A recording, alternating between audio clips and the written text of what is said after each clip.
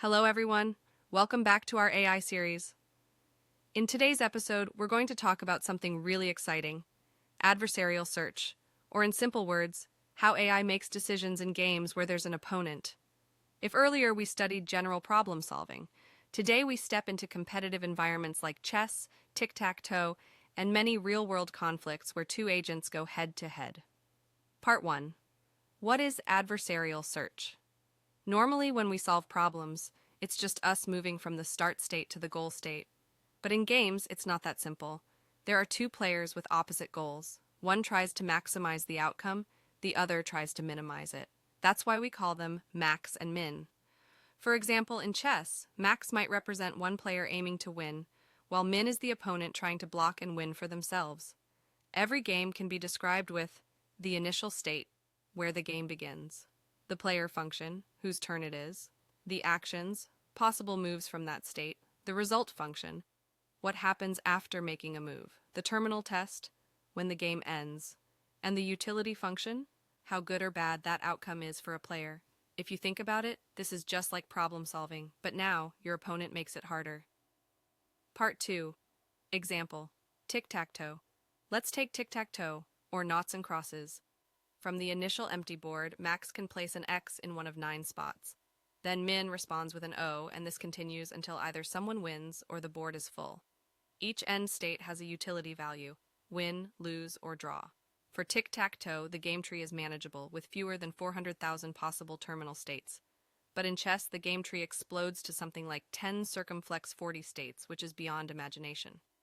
So instead of checking everything, AI must find strategies. Part 3. The Minimax Algorithm. Now comes the key idea: the Minimax Algorithm. Here's how it works. At terminal states, we know the utility value. For min nodes, we assume the opponent picks the move with the lowest utility for max. For max nodes, we pick the move with the highest utility.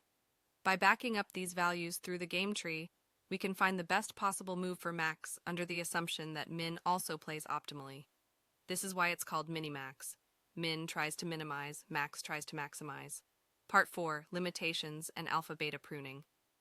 But here's the problem. Minimax requires exploring the whole game tree. If the branching factor is 35 and each game goes for 100 moves, that's 35 circumflex 100 nodes.